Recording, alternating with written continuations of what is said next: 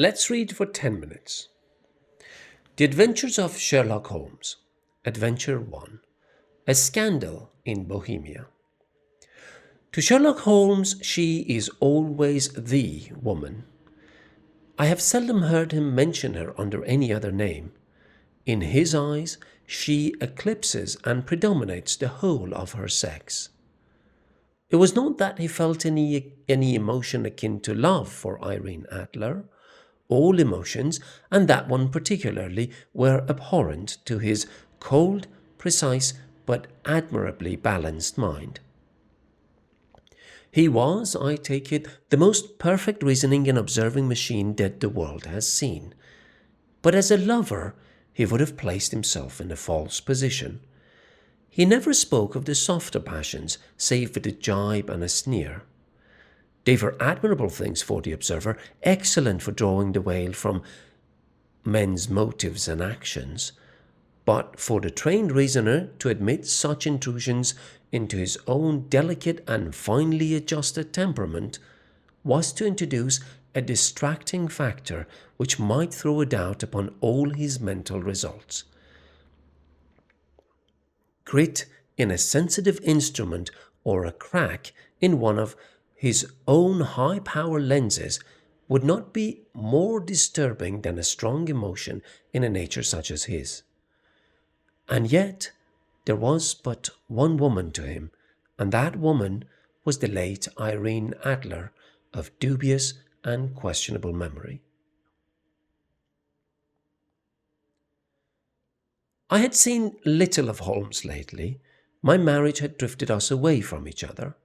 My own complete happiness and the home-centered interests which rise up around the man who first finds himself master of his own establishment were sufficient to absorb all my attention, while Holmes, who loathed every form of society with his whole Bohemian soul, remained in our lodgings in Baker Street, buried among his old books and alternating from week to week between cocaine and ambition, the drowsiness of the drug, and the fierce energy of his own keen nature. He was still, as ever, deeply attracted to the study of crime, and occupied his immense faculties and extraordinary powers of observation in following out those clues and clearing up those mysteries which had been abandoned as hopeless by the official police. From time to time, I heard some vague account of his doings, of his summons to Odessa in the case of the Trepoff murder, of his clearing up of the singular tragedy of the Atkinson brothers at Trincomalee, and finally of the mission which he had accomplished so delicately and successfully for the reigning family of Holland. Beyond these signs of his activity, however, which I merely shared with all the readers of the daily press, I knew little of my former friend and companion. One night, it was on the 20th of March, 1888, I was returning from a journey to a patient, for I had now returned to civil practice, when my way led me through Baker Street. As I passed the well-remembered door, which must always be associated in my mind with my wooing and with the dark incidents of this study in scarlet, I was seized with a keen desire to see Holmes again, and to know how he was employing his extraordinary powers. His rooms were brilliantly lit, and even as I looked up, I saw his tall, spare figure pass twice in a dark silhouette against the blind. He was pacing the room swiftly, eagerly, with his head sunk upon his chest and his hands clasped behind him. To me, who knew his every mood and habit, his attitude and manner told their own story. He was at work again. He had arisen from his drug-created dreams and was hot upon the scent of some new problem. I rang the bell and was shown to the chamber which had formerly been in part my own. His manner was not effusive. It seldom was, but he was glad, I think, to see me. With hardly a word spoken, but with a kindly eye, he waved me to an armchair, threw across his case of cigars, and indicated a spirit case and a gasogene in the corner. Then he stood before the fire and looked me over in his singular introspective fashion.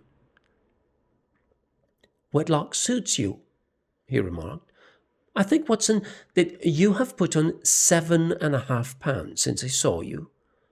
"7?" I answered. "Indeed, I should have thought a little more. Just a trifle more, I fancy, Watson."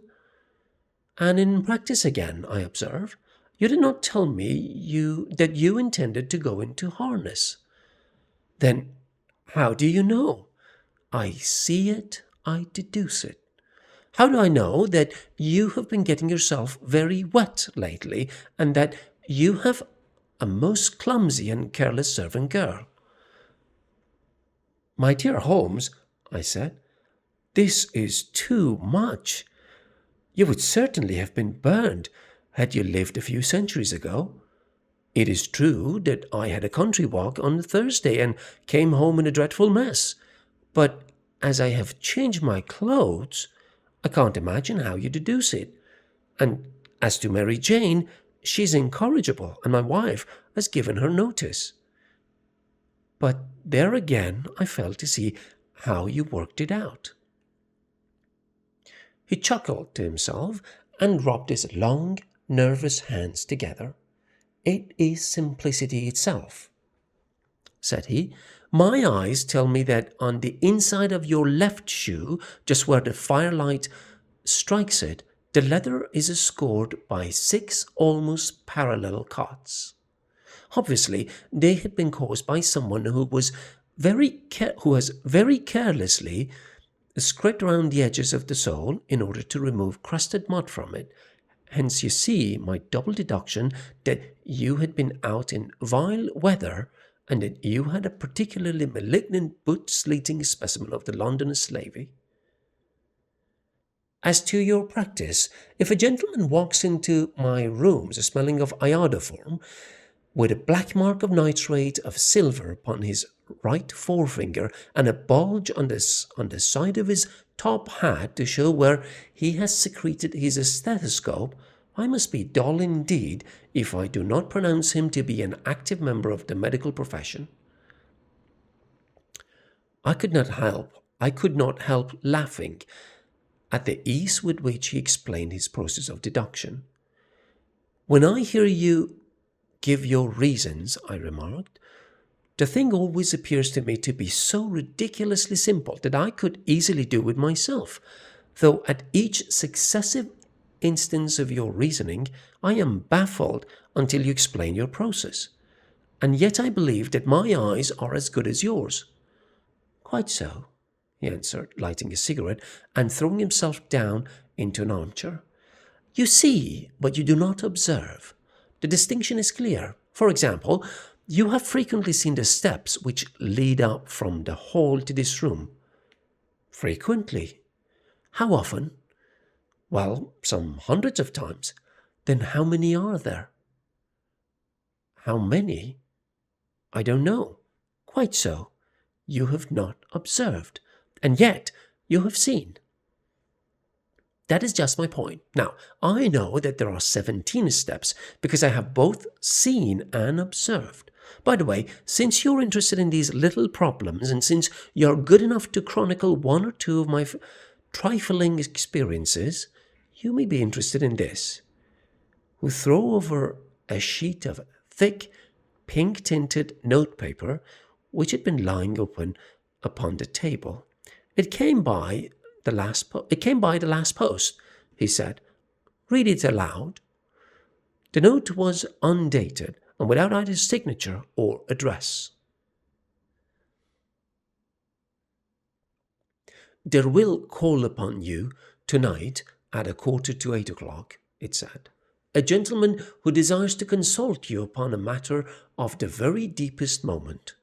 Your recent services to one of the royal houses of Europe have shown that you are one who may safely be trusted with matters which are of an importance which can hardly be exaggerated.